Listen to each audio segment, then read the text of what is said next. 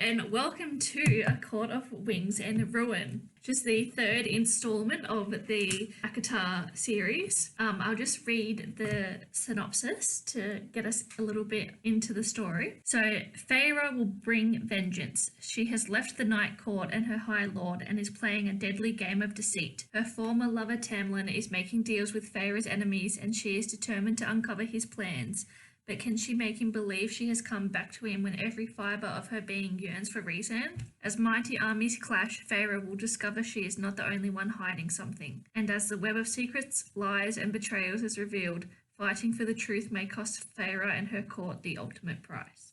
Alright, we begin the book, funnily enough, with a little prologue, which is a war flashback from Rhys's point of view. During the battle between the mortal slavery and the High Fae. Yeah, it was before the wall. So it was the war, between mortals and immortals, and Fae. It was just pretty much all in. And then that's when they wrote the treaty. That little prologue just really described Rhys's bonds with Azriel and Cassian, because it's described as him searching through dead Illyrian soldiers, trying to find them. It gives you an insight of how how a potential war could be described. So Feyre ends up back in the Spring Court with Tamlin, who believes that she is his, essentially that the bond is broken between Rhys and Feyre, and that she has been under his spell or whatever this whole time, and now she's back. Mm-hmm. Feyre is trying to act normal and just paint and be like she was before she left, but she can't help but think about Elaine and Nesta and everything that happened the night that they faced off with the King of Highburn. She's also worried about Rhys, and they try not to talk to each other through their bond because they fear that Tamlin would be able to find out and then realize this is all a ruse. So she's a bit stressed out still in the Spring Court, and she really does not want to be there. Lucian is suspicious the entire time, and Tamlin, he's not suspicious, but he's kind of, this was a bit too easy, but he's never really entirely suspicious. Are we going to talk as if they've already read the book? Yes. I think at some point, I can't remember when it happens, but Lucian says that his metal eye can see things that others can't, he can see through glamours and stuff. Yep. And it's never explicitly said, but I think he can still see the matching tattoo on Feyre's other arm. Oh, that's a very good point. Yeah. So, because, he's always, just a bit sus when she comes back and stuff. It kind of, that suspicion kind of goes away, but it's still kind of there for something. So I wonder if he can see that, even though it's glamoured, that it's still there. Pretty sure she does kind of glamour, other than a tattoo, but she does glamour herself up just a little, whether she just looks a bit happier. Yeah.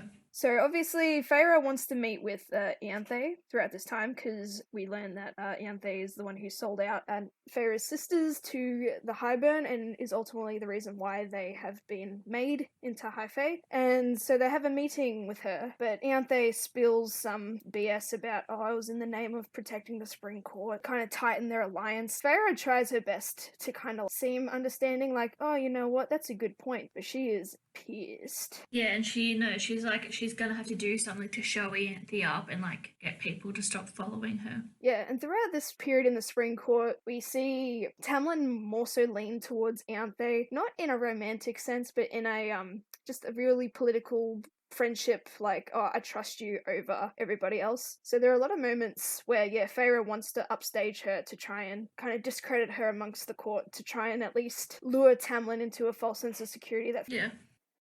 It's also pretty early on as well that we learn that Tamlin, he's kind of okay with it, he's kind of not, but he's let Highburn into his territory, into the Spring Court. And so was it Highburn's niece and nephew come along with Jurian as well? Yes, so the King of Highburn sent a little group, which is led by Jurian. I believe, I don't know how to pronounce her name, but Princess, I say Brianna, and Prince Dagdan. They are the niece and nephews of the Highburn, and they are there alongside Jurian, to inspect the wall to try and see if there's any vulnerabilities or weaknesses. And because the wall is in line with the Spring Court's territory, Tamlin has that alliance obligation to allow them to do that. They also gave off major incest vibes. Yeah, they really did. I was anytime they had an interaction, that was very uncomfortable.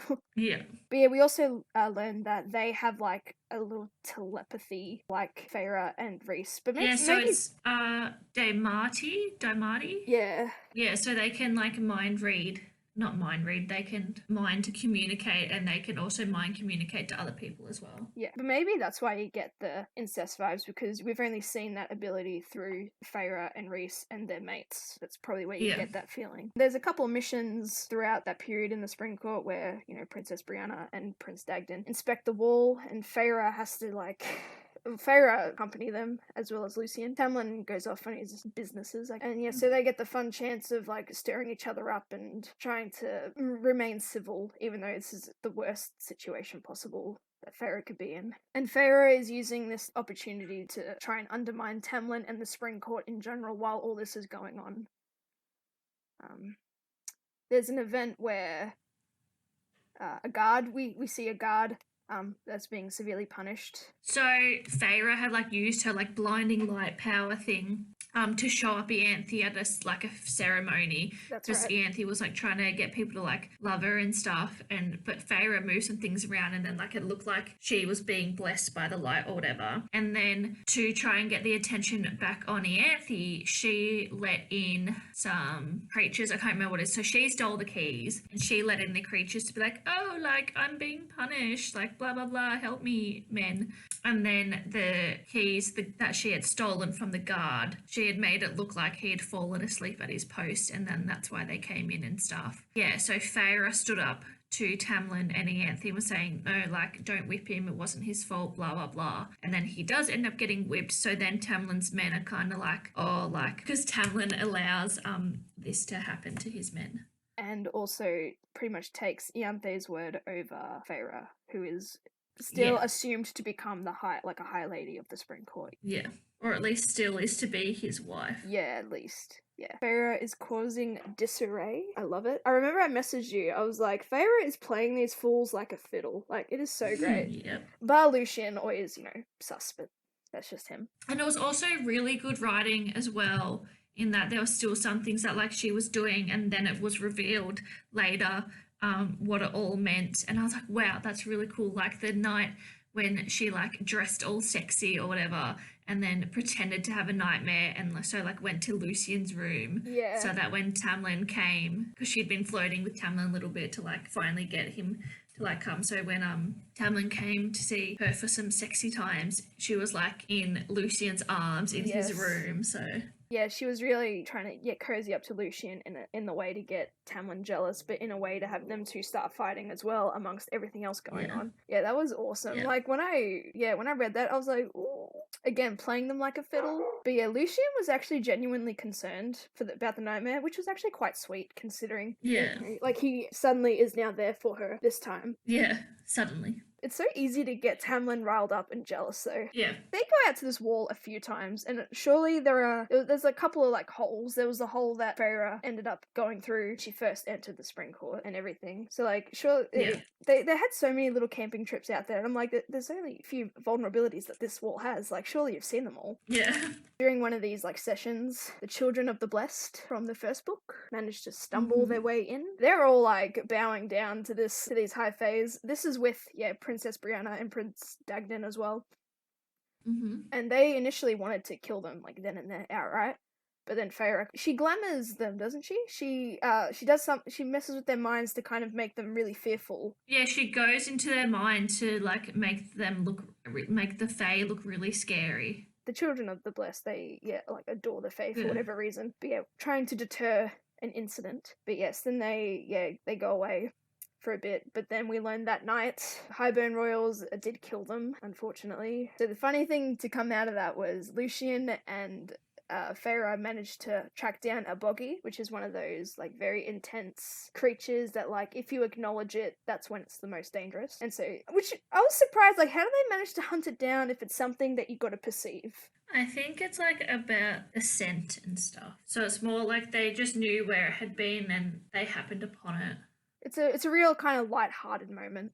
It's a shame we didn't get much of them actually tracking it, which it would have been interesting to find out. The next day or soon after or whatever, Feyre figures out that it's time to leave. Like, she's done enough damage that she can in the Spring Court. She has to get back to her Night Court. And as she's running away, she happens upon Ianthe and Lucien. And Ianthe is sort of like trying to come on to Lucien, and Lucien just doesn't want any part of it. Oh yeah, that's right. So Feyre, mind compels Ianthe to wreck her hands. But then the niece and nephew, the prince and princess, happen upon them as well, and they pretty much let Feyre know that they've been working as well, like in the minds of people and stuff, and they knew what she's been doing this whole time. So Feyre straight up kills them. Wasting no time. Yeah, but they also say that they've been putting Faebane into everyone's food over the past few weeks, so her powers are about to be null and void for a little bit. So she quickly winnows her and Lucien away, and they are on the run. I just want to talk about their deaths for a minute, because it was insane. I completely forgot about that whole thing, because I remember I was writing our little dot points, and I'm like, how does Ianthe hurt her hand again or get bashed? I completely forgot. But yeah, and Lucien actually helps. He kills Dagden, I believe, because they got in a tussle. And yeah, Feyre killed Princess Brianna, which obviously would not bode well to the King of Highburn. And other than her hand, Ianthe's mind was also messed with. You will not harm or speak to another person without their consent, really ingrained into her about that. So she got messed up. Which, rightly so, considering the shit she pulled on Feyre's sisters. Yeah, I wanted her dead then and there. There was that opportunity. Yeah. But yes, Feyre and Lucien are now on the run together. Lucien kind of had a choice to go back to Tamlin with this mess. Lucien just wanted to see Elaine. Yes. More than anything, so... Yes, his "oh, my mate" entitlement really annoyed me throughout this entire book. And they're trying to get back to the Night Court, on foot. Because of the Faebane in their system. Lucien... Because they can't winnow, because they have no powers. But they kind of have to, go around some courts and stuff, because they can't go through summer, because of, the blood rubies. And they can't go through autumn, because that's where Lucien, his dad and his brothers, will hunt them down. But that's kind of the only way, so they kind of stick to the outskirts of the autumn court. As best as they can. Yeah. But they are later found by Eris and Lucien's other brothers and essentially start being hunted by them. There was a couple of tussles, and they managed to get away the first time. I think they had slight winnowing ability as well. Yeah. At that point, so they managed to scooch away. They were in a cave, and then Eris's brother finds them. But either way, they get away the first time. They end up they get into the Winter Court now, don't they? Yeah, and they're on a frozen lake. Yeah, we get to see Winter Court for the first time, which is pretty cool, the way it was described. Yeah. And they're crossing a frozen lake. And then between this little adventure, Lucien and Feyre just have that understanding of each other, semi-respect, but they're, it's a good little relationship development between the two of them. Yeah, they essentially, all hope seems to be lost. It looks like they've lost the battle and they've been captured when Asriel and Cassian come to save the day. Yes, frozen lake battle. Eris arrives. He is melting the ice as they're trying to run. He also ends up binding one of them with the fire. Yeah. Our favourite bat boys save the day. We love that. It was awesome. That whole little fight sequence. There was so much panic. I thought they were going to be captured. Same. Because I was at this point, you still got a big chunk of book left, and I'm thinking, surely they have a stint in the autumn court prisons. And they didn't really have a lot of power. Yeah, or a way out. Feyre does summon some water and fire, I believe, as kind of a last-ditch hurrah, and she manages to hurt Eris and the brothers. The brothers don't end up getting killed, do they? I don't remember. No. Unfortunately. Because that would be war. Oh, yeah, true. They're reluctantly wanting to save Lucien, but they save both. And they find their way back to Kenzie's favourite place, Valeris. Night Court. So it's also at this point that Lucien doesn't realise that there is a bond between Rhys and Feyre. Well, he doesn't realise that they're mates really. Except Rhys comes back because he was out patrolling somewhere. So he got back just after they all got back, and then Feyre just kind of falls to her knees when she sees him, and Rhys does the same in front of her, and they just embrace, and it's so lovely. And then I think Lucien's He's just Oh, fuck. awkwardly in the Like- corner. Like, my god. Yeah.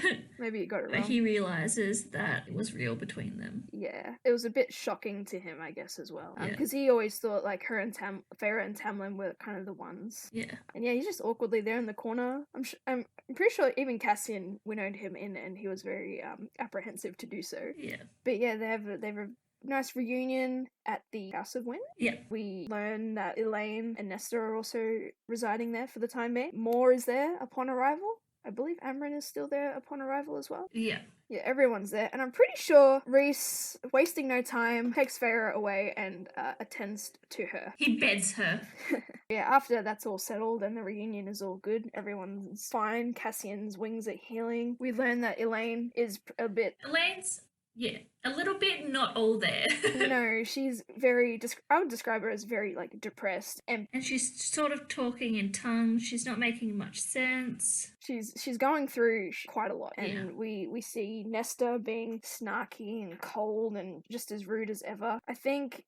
We learned that Nesta has kind of developed a little bit of a relationship with, like, Amryn, like, in terms of, like, powers, and just, I don't know, she just seems to lean on Amryn more as a friend than any of the other members of the Night Court. Yeah. And throughout, like, this little period in Valeris, they have a lot of kind of meetings about how to deal with Highburn. They come up with plans. They want every High Lord to kind of meet to try and suss out alliances and who will aid each other. They're trying to convince Elaine and Nesta to assist in some way. Elaine is not with it, so she is a no-no. But Nesta agrees to help with the wall situation to try and it was trying to like fix the wall, was it initially? Yeah, to fix it so that Highburn can't bring it down. Lucien is trying to like coax Elaine, like he's trying to, through their mating bond, try and like help her in any sort of way. And then Azriel, Yeah. we see, is showing a lot more kindness to Elaine, and that gives off another little love triangle happening. And this is where we learn that, or maybe even a little later on, the mating bond can be rejected, absolutely. Yeah. But there's a consequence for if they do. But there is a pretty mad consequence that Lucien would be entitled to do. I forget the detail though. Oh, I think he can kill, yeah, so he can kill the lover. So for this example, if Elaine chose Azriel, Lucien has a right to kill Azriel. Yeah. Yeah, I don't think it's like, oh, like, it's a given he can kill him. I think it's more wants to kill him. He's, like, well within his rights and, like... But, yeah, that's if she were to reject the bond wholeheartedly. Throughout this, like, fluffy middle part period, Feyre is training with Kaz, and she's learning to fly with Azriel. Feyre uses her, like, part of, like, Tamlin's gift as a spring core to kind of, I guess, manifest some wings. Yeah, some Illyrian warrior wings. And Azriel is teaching her how to fly, which is, I liked it. Because it's a bonding moment between Azriel and Feyre too, because we never really got a lot of Azriel kind of Character second look. development. I don't know, I just had also a bit of a gripe with because there was a story about someone. He tells the story of how Nefel, she was a young Illyrian warrior, I think, but her wings were too small and they thought that she could never really fly. But in a moment of war, Great need, yeah, she managed to carry her lover, I believe, and managed to save her and fly away. So yeah, basically it was like, you can't fly until you need to fly and then you'll be able to fly. And then I was like, okay, so Feyre's going to get herself into this situation and she's going to be able to fly. Yeah. And I was like, why can't she just be good? Yeah, why can't she just be able to do it? Like, why does everything need a backstory? But yeah, that was a huge backstory dump about Miriam, Con, and their like flying fleets. Seraphine, yeah, aerial squad. It was a nice story. I guess it needed to happen for the extra world building. To bring in Miriam and stuff. But, like, they could have done that another way. But... We've learned that Feyre is very good at, like, adapting. And, like, you know, if she trains, she's obviously becoming stronger. But yeah, it just kind of sucked that the flying, of all things, she just, like, never really got until it needed to happen. Yeah. Due to seeking out more answers about the wall in general and how to like bring it down, Rhys and Feyre visit their library in the Night Court. Meet a princess. Clotho is mute. Yeah, she's a priestess as well. So all the people who work in the library are priestesses who have had harm come to them in some way. And yeah, Rhys gives them a safe space. So they go to the library and they try and find information, books on the wall. We learn of a creature underneath, like deep in the depths depths of the library. Deep in the library. Rhys also explains that Cassian ended up being down there at some point, and he was scared out of his mind. He was absolutely terrified of whatever was down there. And then this is where they get the idea to try and recruit the Bone Carver. Yep. And so they take a nice trip to the prison as well. Once again, they go back to the prison. Yeah, the middle part of this book is a lot of bouncing around to different places, which is nice. They're busy. They got to get stuff done. But yeah, they go to the Bone Carver. This time, the Bone Carver appears to Feyre in a very different way. I forget. A young boy, yeah. Yeah, but this time, he had similarly eerie young features of Rhys. And what did you think of that first little tidbit? I hate to be that person. Like, I knew right away. But I think I was like, oh yeah. He is presented himself as their future son, or a future son. Yeah, a future son, yes. And the Bone Carver will only help if they bring back an artifact to him called I pronounce it Ouroboros. Ouroboros. Ouroboros. Which is a mirror, yeah. That shows whoever looks upon it like their true self or something.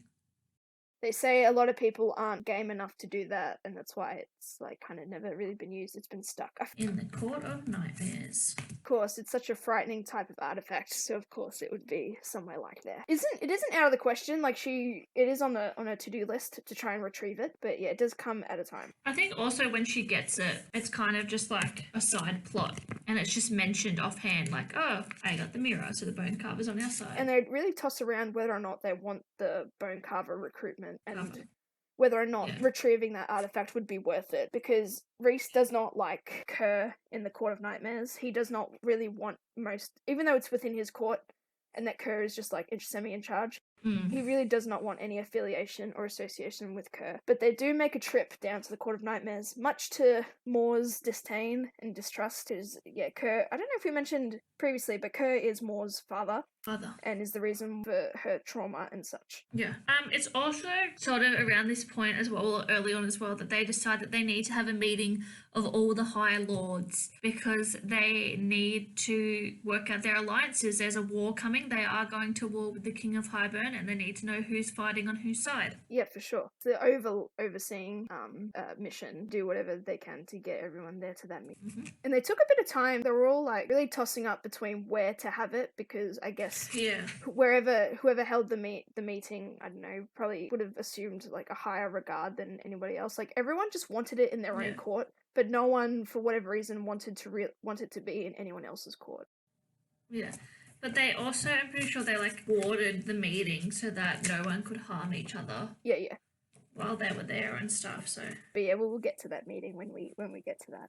Which isn't too far away at this point. Court of Nightmare visit. They want to try and get the Ouroboros. And also they try and seek Kerr's assistance, like solely just as being a part of the Night Court. Like you would assume the Court of Nightmares would ally with them. Kerr is reluctant to assist. Mainly it's also to kind of the fact that is also hurting more in a way. Like, he does this to punish her. And because Rhys says that he'll let them into Valaris if they agree to help. Yes, the trip to the visits to Valaris is what really sealed the deal. And Valaris more really loves that place because it's her place, like, away from Kerr, away from everything, away from her trauma. And it's her safe space. It's her safe space. And she is really pissed off at that Rhys will compromise that just for the sake of an alliance. And another, like, cheeky revelation, we find out that Eris is there, the heir to the Autumn Court. It becomes like a three-way deal, essentially. Eris will also help Rhys if Rhys supports his claim to the throne.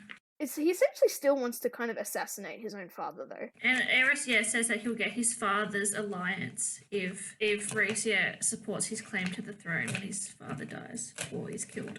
Yes, mysteriously. I really liked how they really showed the real political dynamic of this all, because, like, it could have easily just been brushed off. We could have found out later, oh yeah, made a deal, blah, blah, blah, but to actually see it, like, happening in the kind of, like, real time in the book, it was pretty cool. I really enjoyed that. Yeah. And especially at the meeting, the infamous meeting. So yeah, that was and Eris was Moore's ex-fiancé, betrothed. Yeah, they were intended to be married. Yes, but of course Moore did not want that, and due to sleeping with Cassian, she was bad things happened to her, and she really does not like Eris or Kerr. for that matter. So they're back at the House of Wind where they have like other sort of like meetings. And amongst this, Feyre is still training with Cassian and Azriel, and they're still trying to break through Elaine's state. Elaine offhandedly says like, "Oh, there's a couple of ravens about," and everyone's like, "What the hell is this chick on about?" There's a black and white raven. Yep. I'm gonna admit, when that was specifically said, I was like, something's up. Yeah. And at this moment, I remember, I messaged you, and I'm like, all right, she's either got similar powers to the Serial, or like a general seer type power. And then you kind of gave me a little cheeky confirmation that I was right. Well, because you said the exact word. Yeah, which was great. We learn after this next bit, I guess, that Elaine is a seer. But she mentions these ravens. These guys are like, what's going on? And then so Nesta and Feyre take another like trip to the library this time. Mainly, I think it's so Nesta could kind of get out of the house and kind of have a bit of fresh air. We learn that she loves books. She loves reading, loves books. That this can become a safe space for her if she needed to help cope with everything. Yeah. And then we see two Highburn kind of assassins, I'm going to say, but they're called ravens. Soldiers, yeah, but they were called ravens, which circles back to Elaine's. There are two ravens here. Yeah, well, two ravens coming. And we learn that they managed to infiltrate the wards system, and they try and attack Nesta and Feyre. But Feyre, being the smart huntress cookie that she is, she remembers there is a very scary, deadly monster in the depths of the library, so they make their way down, they start running for their lives. And these Raven soldiers, they're not in a real hurry to get them, they're kind of taunting them as they're trying to escape. Yeah. So, as they're running down into the depths of the library, Feyre is very smart and decides to strike up a deal with is it a Bryaxis? I say Bryaxis. Bryaxis. Yeah, Bryaxis. That she'll send him company if he kills the ravens, the Highburn ravens, and he agrees. And then that's another bargain, yes, it's marked upon her skin. It's at this point that Feyre realizes that Elaine is a seer. And then it's said in the book as well that when that's spoken out loud, Elaine kind of just becomes just calm and she can speak normally again. And it's because they've acknowledged it, she is kind of free of not being able to explain what's happening. She's essentially snapped out of it. In that midst of confirmation, validation, realization. Yeah. And Elaine tells them that there is another mortal queen, and Lucian offers to go and find her. The mortal queen is named Vessa, and she was sold to a wicked sorcerer and has a really nasty curse bestowed upon her. She is a lady by day or night? I forget which way it goes. By night, firebird by day. And this is the mortal queen that in the last book, when they asked for a meeting, the queen said that she was sick, but they had actually sold her to an evil lord, evil king, I guess, as part of their bargain to become immortal. And Elaine's now feeling, again, a bit better now, and everyone's kind of happy for her. Lucian and Azriel are as gentle as they can be with her, but she's just trying to cope with everything. During this time, or at least throughout this period, we hear Summer Court is under attack. Rhys and the Illyrians go and save the day. And they are the only ones that provide aid. Despite their Blood Ruby bounty on them. They still went there and saved them. Yeah. It didn't last that long, that battle. I thought it was going to be a little bit longer. No. It was kind of like the Battle of Valeris. It was just more of a show of power. Yeah. We never really get to see them fight until that moment, the Illyrians. Yeah. Also, the king is there, apparently, and Rhysand faces him, and when he goes to attack, the king disappears, and it's revealed that he was just an illusion. He's baiting them, really trying to muffle them and trying to assert his power and dominance. Which I thought, reading that, I was like, this is too easy. Something has to be wrong. Yeah, that he was There's no way Rhys could have just got onto his ship and just approached him like that. But then again, he is a very powerful High Lord. I'm sure he would have been capable anyway. And so after that battle, they meet with Tarquin again. He is still absolutely furious about the whole Book of Breathings, and he is insistent on those blood rubies. And they use this opportunity to ask him for their allegiance, even though they just saved their city, and he still rejects the help at this moment in time. It's also at this time, though, that they realise that they need to bring the meeting forward. Yes. With all the High Lords. Yeah, because it was still a couple weeks, or even a month away. It was a pretty long Yeah. time. You'd think with magic, word would come around a lot easier. Yeah. I think it was because they also couldn't agree on a time or a place. Yeah, but this is also they decided to meet at the Dawn Court. I Yes. forget if it was incredibly significant as to why, but that was just the way it was. Dawn Court it is. I don't think it was significant. So, this infamous meeting. It was intriguing because again you got all these political figures and they all have their reasons as to why they make the decisions they make, but all the High Lords are there at the moment, bar two. We have Lord Tarquin of the Summer Court, we have High Lord Callias of the Winter Court, we have High Lord Thesan of the Dawn Court, and we have High Lord Helion of the Day Court, and we have yours truly, High Lord Rhysand of the Night Court, as well as Feyre. Callias is accompanied by his wife Vivian, and so far, the Autumn Court High Lord Feyre and Tamlin have not rocked up yet, which isn't really surprising considering all the terror that Feyre has caused for the Autumn Court, her relationship with Tamlin, and Tamlin's non-existent wanting to help Rhysand in general. And Tamlin's also an ally to the King of High Fae. Yes, but surprise, surprise, they do rock up at some point. Yes. And the mood really shifts. Everyone was kind of shitting on Tamlin throughout this whole thing, which I found was so funny and really deserved. Yeah. It was great. But it sucked that Tamlin really was just sniping Feyre the entire time, calling her a whore, stuff like that. Yeah, essentially. But he did bring, plans from the King of Highburn. He's like, lol, I'm double-crossing the King of Highburn. LOL. Yeah, but, it's that situation where, he wants them to think he's double-crossing, but is it like a triple entendre where he's pretending to double-cross them, but he's also trying to super spy on, the meeting plans and then telling Highburn. Yeah, that's what I thought. But that would have been too confusing, who's spying for who. Yeah. It would have been really overwhelming. Everyone's kind of iffy about each other. It is also kind of at this meeting, gathering, etc., that Feyre sort of finds out that Helion is Lucian's father because he had an affair with Lucian's mother. Yes, which I want to circle back to the moment I realized in the first book, which I have already told you about. But when Feyre was in the trials and Lucian healed her, surely that was because the Day Court's abilities based around healing. Mm-hmm. I figured there's no other way for a High Lord to heal another unless it had to be an ability inherited by the Day Court. So that's a little nugget that I picked up, and I was like, once I read that, I'm like, ooh, that makes a bit of sense. And it's a fun little bit of information because that also means that Lucian's entitlement to the Autumn Court throne is almost null and void now. Yeah, but it does make him the sole heir of the Day Court. But that just means Aerys and his brothers wasted a lot of time on belittling him and trying to kill him in a way. Lessen his chances of becoming heir to the Autumn Court throne. But a lot of political intrigue through everybody and all the relationships. So they all kind of meeting's done, they're having a good time now, whatever. And Nesta warns Feyre that they have to go home. She said that they're in danger, something is wrong. And Rhysand and Cassian and Azriel kind of do a once over, and they're like, no, everything's fine.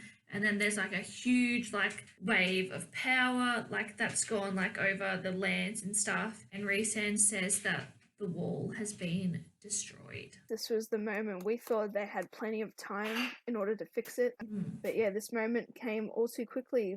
The wall gone just like that. This is where they decide to pick up the ante a little bit. The wall is down. A lot of panic ensues. There's instant worry about the humans. Really kind of considerate of Feyre. She hasn't really forgotten that human side, but she realizes they're essentially defenseless against not even just Highburn, but against the High Fae in general. Yeah, and her old village is right where the wall is. Yes, so for sure. She's the one that she's most concerned about. They're the most immediate sort of danger. So they had an idea. They remembered that Elaine's ex-fiance, which we learn is called Grayson. His father is a very wealthy human who has a huge manor that is well built, well guarded, that it could withstand a little bit of war, but also importantly is able to refuge some of the humans who are unable to defend themselves. They decide to go meet with him and see if they can suss out a deal themselves or an alliance of sorts. Yeah. And while they're there, Jurian appears. Yeah. And they're like, Surprise. oh god. And I was like, it's over. It's all over. They're all gonna die. Yeah, that's what I thought too. I'm like, oh no. But then Jurian pretty much says that he's been fighting Highburn from the inside. He's like, I didn't ask to be brought back. I didn't want to come back. I don't want to hurt you. Yeah, thinking about now, his involvement always seemed weird because he was a human who, killed Amarantha's sister, but brought back by High Fae, who was essentially, her charge. Like, why would he have reason to fight with them? Like, that was my confusion the entire time. Even with that revelation, I'm like, you're a human. Why are you fighting for the High Fae? You were you were described as a fantastic war general and war warrior. I'm like, I was so confused. I was like, what the hell? Yeah, go help the humans. So Jurian tells them that Highburn is going to essentially start his attack the next day. Elaine was also there upon meeting with the Graysons, and throughout that entire time, Grayson is absolutely disgusted that she is High Fae because he is of a type that is really, he wants to kill them essentially on sight, and Elaine is really suffering with the idea because that was her intended to be married, and she still loves him. She genuinely, I got the sense that Grayson never really loved her. Yeah. But anyway, I think, it was for the money. But she seemed to have genuine feelings, so she is absolutely heartbroken. And she does not let go of that idea too easily. Yeah. But yes, Jurian is on our side. We kind of love that, even though we're kind of suspicious. Alrighty, this is leading up to like the biggest part, the most cool part, the last 100 pages, of course.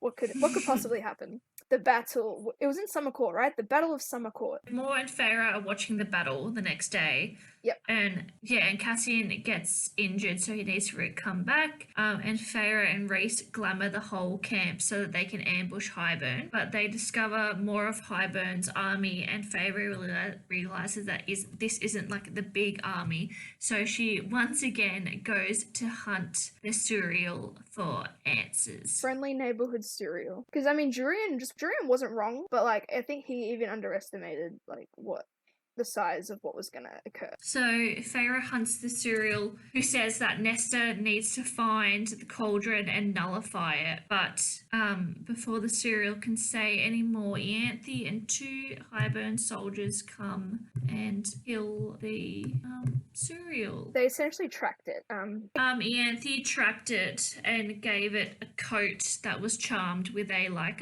tracking spell. Right. Okay. So that when Feyre, because she assumed that Feyre would hunt it again. Yep. So Feyre 3 from 3, and yet Rhys had never captured it before.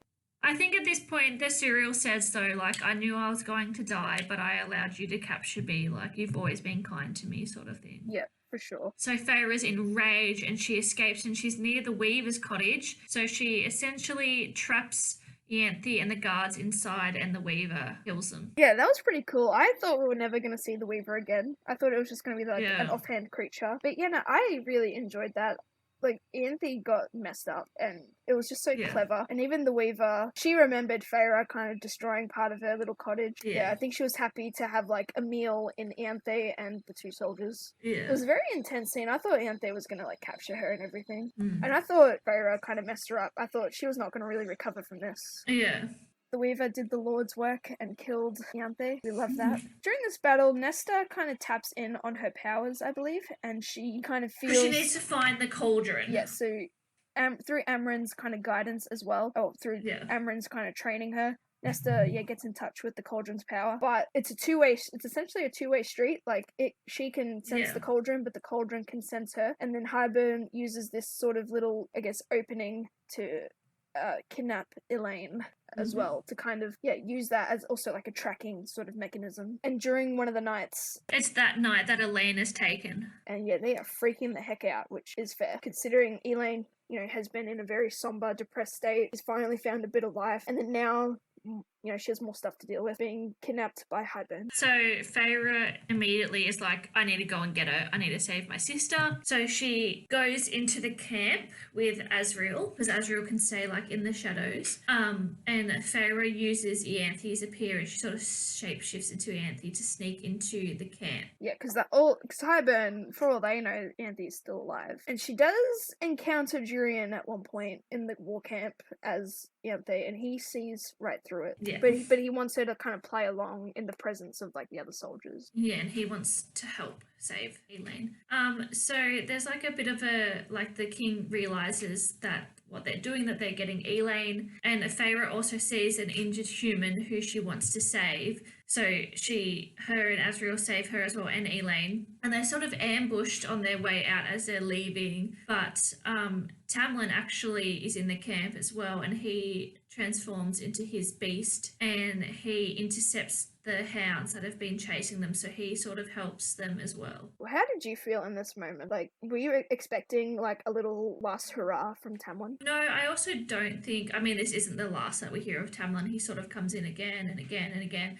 And I also think in books to come, he's going to play quite a major role. Yeah. Because I don't think we have closure on his character yet. No. I liked that this happened. I didn't see it as like a redemption arc, and also what's coming up later, I didn't see that as his redemption arc either. But it's hard because he's very, I guess like the bookish term is morally grey.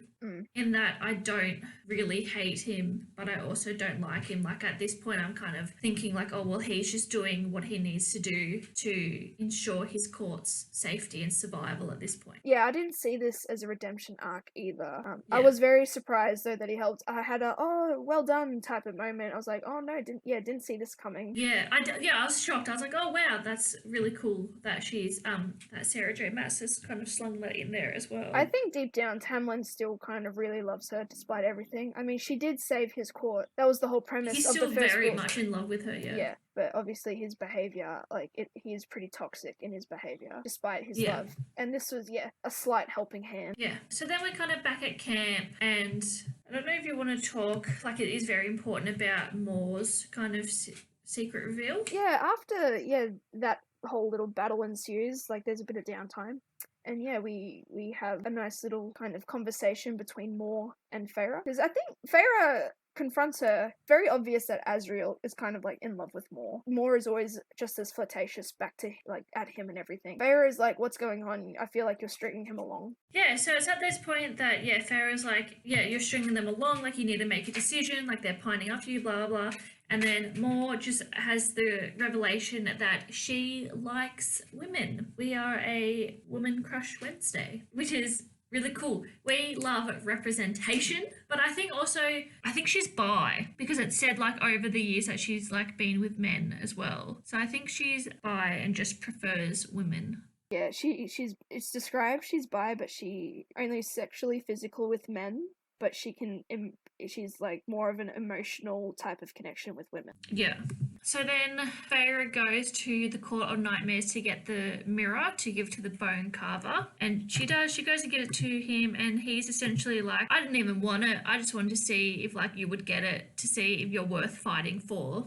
Which is cheeky. Yeah. See, this, I thought it was going to be like, because every other artifact, there was more of a build up, like with the Book of Breathings, like it was a real intense moment. But with this, she got to the mirror very easily. She looked into it, and then that's all it was. Like, there was no intense, real description of what happened. It was just more that she succeeded. But she later on reveals, like, what she saw. I would have liked to... I was going to say, I was like, you've read Frost and Starlight. But, I'm getting there. But then it's only later on revealed as to what she encountered in that process. I just thought in this book, in this moment, it was a crucial piece into a crucial alliance. I thought we were going to see it then and there. Yeah. I thought she, just skipped over it. I also thought as well that it was going to show that maybe like Feyre was like, I don't know, like a high Fae or whatever, like she was, I don't know, kind of like a really special and that like once in 1,000 years kind of creature or whatever, like because she was made. I thought there was going to be like a bigger type of meaning behind it, other than you are worthy because you accept who you are, essentially. I learned that the Bone Carver has siblings. Yeah, the Weaver. But the Bone Carver wishes to stay away from the Weaver at all times, I believe. But then Feyre convinces him, to fight, and the Weaver and Bryaxis will all be joining them, as Feyre has kind of like struck bargains with all of them. Rhys made the deal with the Weaver. I didn't even realise that. That's okay. Oh well, we know now. We have the big three joining us for this final battle. So now it all comes down to this battle against Highburn. The big fight. Initially, the first fight, I believe, is a montage of like once it all begins. The Illyrians take to the skies. The Court of Nightmare warriors are going at it now. We get a very beautiful battle sequence of Cassian. I believe it was this battle, or it could have been the Summer Court one. But either way, it was a very beautiful just description of like how he's like fight. Even though it sounds pretty gross, but he's like the way he fights and killing. It was just such a beautiful little moment for him. Yeah, really shows like the depth of his power. Yeah, and he was really hyped up to being like a great, Illyrian war general as well. They learned that Highburn has a huge ass armada coming their way as well throughout this entire fight. We learn that Tamlin, Feyre and Rhysand all eventually, they come to the aid. Yeah. And then in a huge little end game sort of like superhero reveal moment, there is a one last twist to this whole puzzle that really like seesawed this war. So they kind of thinking that they're like outnumbered, like it's not going to go the way they want. And like the way I like pictured it was like there's like a coast, I guess, off to like their side. And they see like just a legion of ships coming in. And pretty much at the forefront is Feyre, Nesta's and Elaine's father. And he has 3 ships and they are named Feyre, Nesta and Elaine. And also Miriam and Dracon are with him. The Seraphine Legion as well. Yeah, so it's sort of revealed, that he went off to like do his merchant stuff, but he found them on the way and he was like, we need your help. Yeah, like, see, I got a bit confused with that because I feel like Nesta's father had like, the father had no idea about what's going on. So I was really kind of like, what, when he rocked up? No, I said it wrong. So Lucian went to find Vassar and he did. And I think where she was, Feyre's father was there as well. Okay, so Lucian just kind of kept him in the loop. Yeah. Yeah, okay. And then they found, Miriam and Dracon. Yeah, because throughout the entire book, describing, like, their backstory and, like, where they were, how they were hidden, because Jurian thought both of them were dead. And Jurian's entire little mission has been to kind of go after, like, Miriam and Dracon due to Miriam being his ex-lover type of... It's a whole conflict in itself. But he also doesn't really care. But yeah, he doesn't care anymore. Yeah, the endgame moment, you got the Bone Carver, you got Bryaxis, you've got the Weaver, you've got Miriam and Dracon and their Seraphine Legion. You have a little armada made by Prince of Merchants is what their father's called. Yeah. And you've got Vesa herself. Yeah. Chillin'. Like, we learned that she managed to cut a deal with her sorcerer captor that the curse is kind of like on hold for her to help deal with this, and then she has to return. Yeah. But yes, that was such a cool moment. I was like, oh my god. I was smiling so wide. But of course, within the last 100 pages, this has to happen. It's twist after twist. So back to Feyre. So her and Amren are running for the cauldron, but Feyre gets to it and Amren betrays her, essentially revealing that it's not about nullifying the cauldron, it's about releasing Amren. So Feyre is then dragged to Nesta, who is facing, through the power of the cauldron, is dragged to Nesta and she's facing off with the King of Highburn, who's holding their father captive. And also, like, I think this was such a throwaway moment. So after all, like, he's gone, he's been missing for like the last book and this book pretty much, haven't heard much of him. Suddenly he comes out of nowhere, he saves the day, and then he's pretty much unceremoniously killed. Yeah, but maybe for the author, like, she knew that he wasn't going to contribute any other way. But it sucks that it was seen as a plot device for now more trauma and brooding from especially Nesta, considering she was initially there to witness this. Yeah, like the way the story goes now that I've read, like, it works, but like there could have been a different way to write him. Like, he could have been like another emissary to like far off lands because of his boats. Yeah. So, and I just want to touch as well on that there's a really great moment between Cassian and Nesta here as well, where Cassian's like pretty injured and Nesta's sort of like shielding him. And I was like, Cassian's gonna die. And when he says something along the lines of like, his biggest regret will be that they didn't have enough time together. Yeah, oh, that's cute. Yeah, and that he'll find her in the next life. So I don't want to spoil anything for you, but it was at this point that I knew. yeah. And like, we must disclose throughout the entire book, like Cassian, you know, overly protective of Nesta, but not in this instance, I don't think a mate bond type of way. It's just like, but like, I don't remember, it was never really a slow build up. He just kind of like drawn to her straight away. I thought it was just a way for the author to just quickly pair him off, because he was always kind of instinctually like protecting her, and there was never like any sort of relationship development between the two of them anyway. Yeah, not a romantic relationship at least. Yeah, no, but like, there's no reason for him to just like be drawn to her that quickly, you know? I just thought that the entire time. But anyway, it was a cute moment. Yeah, Cassian's like ducking and weaving and fighting in the sky. And Nesta also saves his life in this moment as well, because like a power of the cauldron, you know, strikes through the Illyrians, kills like a bunch of them, and she calls out Cassian's name and he ducks out of the way just in time, and he ends up heading towards her. And then that's where, you know, the king and the... Yeah. So, the king's distracted by killing their father. So Elaine puts a dagger into the king's throat. Yes, which is Asriel's dagger, truth teller, that he let her borrow. Apparently no one is allowed to have his dagger. And Nesta, I think, takes Cassian's sword and beheads the king. How did you feel that it was that they got to kill him? In one sense, I was like, yes, like ultimate revenge, like good on them for doing it. But then I was also like, it was such a build up for it to just end like that, if that makes sense. It's like Amarantha 2.0. Yeah. And like, they hated him because he put them in the cauldron and they were made or whatever. Oh, but don't worry, in one book, you'll get your revenge straight away. Yeah. Because, like, the King of Highburn has never been their sort of ancient enemy. It's always been, like, the High Fae who have freed their human slaves. Like, they always saw him as the kind of greater evil person.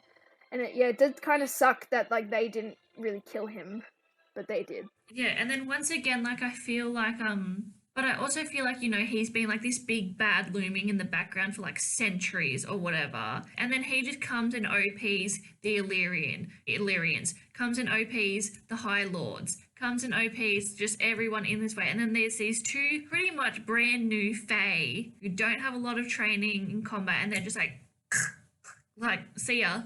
It was very lucky, yeah. I suppose someone had to kill him, and I guess who better than the people who were kind of turned them against their will. It's fair that they got to kill him, but I always thought it was going to be at least Rhys or one of the other High Lords, because they were more so their enemies more so than Nesta.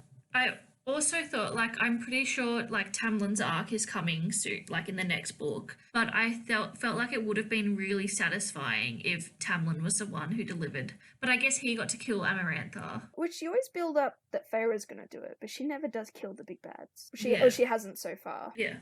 Back to the story. Amren explains that she betrayed them so that she could free herself. And she does get freed, or like her power gets freed and kind of just sweeps out over the rest of Highburn's army. And then the cauldron starts to crack or something, I believe, and Feyre realizes that the cauldron gives everything, all the Fae and everything, life, and if it breaks, then everyone will die. So Feyre realizes that she needs to fix it, and she doesn't have a lot of power left, so Rhys kind of sits behind her and says, like, oh, take some of my power, use me as a conduit. Mm-hmm. The most shocking moment is that, like, Feyre's doing it and it's fixed or whatever, and she, like, kind of, like, turns behind or whatever, and she realizes that Rhys is dead.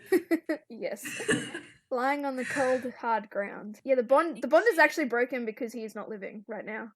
Like, their communication is gonzo. Yeah, so it's not even like when she had her neck cracked and he tugged on it and he's like, yo, come back. Like, it's just not there. He's dead. Yeah, so she's like, do something! Like, she's freaking out. Yeah. And so then, the High Lords, once again, do their little resurrection trick. Seed of life, kernel, bit of nugget of power. Tamlin was very kind of apprehensive. We thought, is this guy going to be a real dick about it? But he actually pulls through. He gives some of his... And, well, Feyre says that she'll do anything. Like, she'll do anything if he does it. And he just says, be happy, Feyre. Yeah.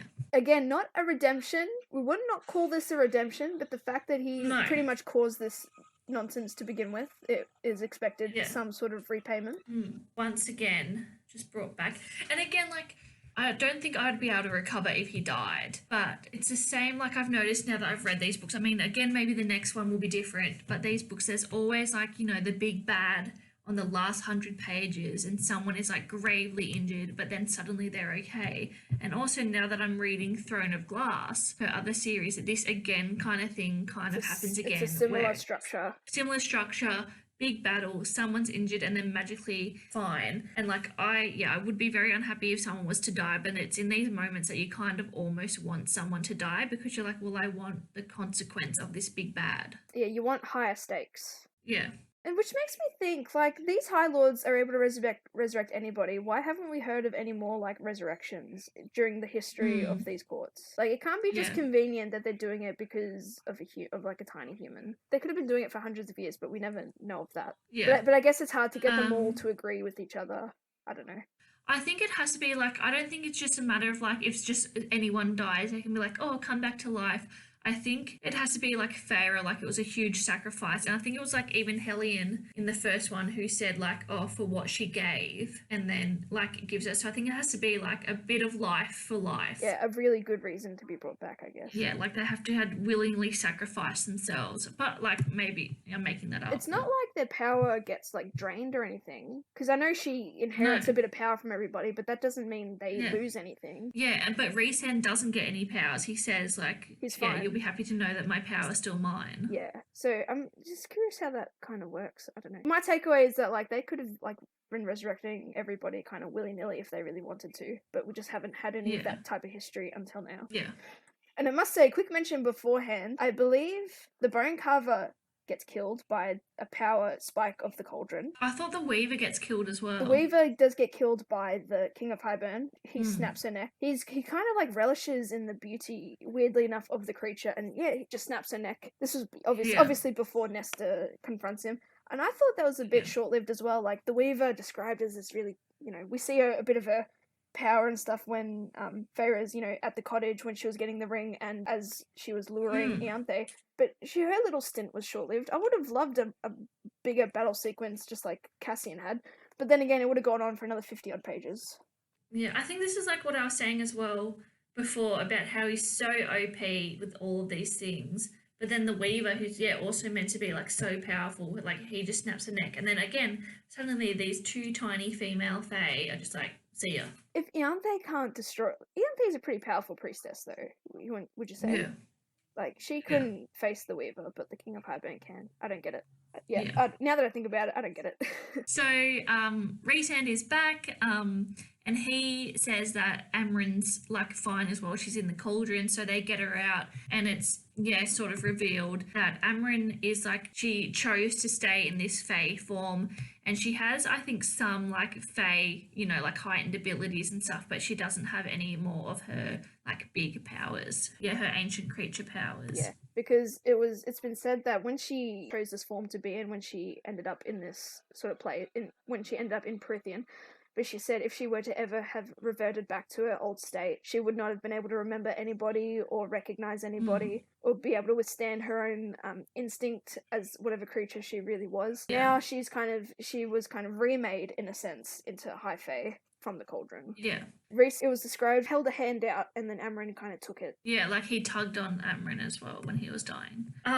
So Feyre meets Vassa and Miriam and Dracon, and she asks if they can hide the cauldron on their island because their island is hidden from everyone. And it's revealed they were saying, like Rhysand was like, we were looking for you, we've been looking for you forever. They hid their island so well that not only was it hidden from their enemies, but it was also hidden from their friends. So Feyre assumes that that's the safest place for the cauldron because no one can find it. Yeah, hidden in a way that Rhys hid Valeris, but a bit more intense, a bit more powerful in a way. And so, Feyre calls a meeting to discuss a new treaty with the human and the Fae lands before they finally return back to Valeris. And I believe she also meets Nefel as well, because Nefel, I believe, was there, part of the Seraphine Legion who flew when she needed to fly. But she met everyone that essentially was mentioned in the backstories of Miriam and Dracon, and Jurian doesn't care about that anymore. Thoughts, feelings, emotions. Big book, a lot of stuff, a lot of world building, backstories, nuggets, fun moments, kind of creatures that you build up only to be taken away from us.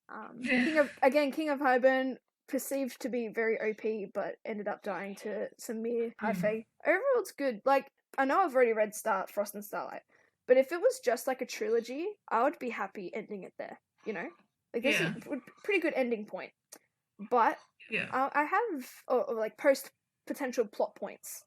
I know I've just started Silver Flame, but I hope that they kind of help Vesa and her curse situation. I really hope we bring back to that, because that is a really terrible curse to have, and I think, considering she helped save their lives, they owe it to her to at least try and help her out. But yeah, that's my hope for potential plot points. Other than that, not much I don't think can really happen, other than everyone dealing with their trauma. Unless a new big bad is introduced. Of course. But I've really liked so far how, like, each big bad, you know, it's been relevant to each book. Like, it's already been mentioned. So unless obviously you've read Silver Flame, so you know something that I don't. But I'm yet to find and make that connection. Yeah, without giving anything away, I'm interested to see where book 5 leads into book 6. But we'll talk about that when we get to it, because I have many theories now. Yeah, very good. Your final thoughts, feelings, emotions, Kenzie? Yeah, so coming off my favourite, Mist and Fury, again, like, it's the same structure, which is good. It makes it an easy read. It makes it a good read. It's concise. It flows, where it's like conflict that's resolved, fluffing, and then big conflict again, which is fine because it's like easing you into like the pace, and then it's like bam, bam, bam, bam, bam. But yeah, I really enjoyed it. I just, the only thing, was just the OP of the king. And then he's defeated so easily. Yeah, all the stuff with Tamlin, it's like kind of reaching. It's like, when is he going to get that redemption arc? When is something going to be happening? And it's like, kind of just seems, like he saves them in Highburn's camp, and then the Be Happy Feyre, and it's like, it's just reaching, and it's not quite landing for me. Ultimately, do you think we will like Tamlin again? Like, will he be, not redemption, but like, will we just kind of like respect him a little bit more? I can't tell. I've seen many things. I've read many theories. I don't know if he's going to become another, like, kind of big character, or if he's just kind of fade into the background. But I feel like the middle part of this book, and even the ending, like, Lucian was kind of like shoved to the back. Tamlin was sort of like brought more forward again. It's like, well, you're either going to just, push him to the back, and it's just going to be, he was really important and now he's not, he's just kind of there and he's caught, or you're going to bring him back as, quite a big story point. And I felt like that kind of with Lucian. He obviously was displaced to being in Valeris for like majority of the book. Everyone's kind of a little bit of animosity towards him because he's essentially Tamlin's second. And then he got whisked off in that side mission to get Vesa. But she pops up and helps save the day, but then that's it. And then especially with the revelation that he is Helian's son, and it's like that's a pretty big plot point. It's like, are you going to bring that into kind of a main plot where like it's all about him becoming heir, or like, and he might reject being the heir or whatever, but then it's also got to like bring in the story about him being Elaine's mate and blah blah blah. Or it doesn't have to be like a big plot, but like something that we get to see and watch resolve. Yeah. It can, kind of like how, the side missions of finding the artifacts, like a side mission where he gets a bit of closure. And especially in, again, like not giving much away, but in book 5, like a lot of the points from 3 and I guess I'll say 4, but that didn't really go into much in 4, but where like 3 and 4, a lot of the big plot points just kind of brushed over in 5, so it feels like a very different read. So I was like, I just don't know how you're going to bring it back again, unless this is going like Throne of Glass, I think, is a 6-book series. Oh, wow. And then I don't know about like Crescent City or whatever, how many books that is, but it's like this has the potential to be kind of like a House of Night kind of deal, where it's like an 8, 9, 10, 11, 12 book series, the way it's been written, which I ain't mad about. I'm getting a headache thinking about 12 books that are like 700 pages. My God. I know, like at least House of Night, like they're all kind of like easy, like small, easy to read. Concise, yeah. Yeah, maybe that's kind of like the downside. Like you get so into the world building, you want to explain everything, but then you also got to miss a few things, or you got to shove a few things in the back. Yeah, and then it's almost like, because I feel like Feyre's and Rhys's story is so good as well. Like you could have almost done like a four 4 or 5 book series on them, and then done like, you know, like standalones for like Yes. Nesta and Elaine, and then maybe like a Lucian Yeah. one. I mean, maybe it's just me, but like a standalone POV of like, say, yeah, Nesta, Elaine, Lucian, I don't think I'd really get by. I don't think I would really be behind it. As I just said earlier, if it was just like a trilogy, I would be happy that it ended there. Yeah. But I don't know, or maybe it's just me getting overwhelmed by the thought of more books and more things. Because like I'm just like second book alone, like so much like details and you know stories of the world is just so overwhelming, and like just to have more of it, I'm like, if there was ever like a trivia night on this series, like I would probably really suck at it, you know?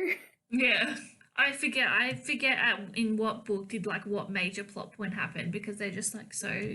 They're still Lovely. because you would think like Highburn essentially was mentioned in book 1, it ends in book 1, like, but no, it just it strings along for 3 books now. Yeah, I'll be interested to see like what your thoughts are after book 5. Yeah, we'll see. It's a rough start. It is a rough start. It's a rough end as well.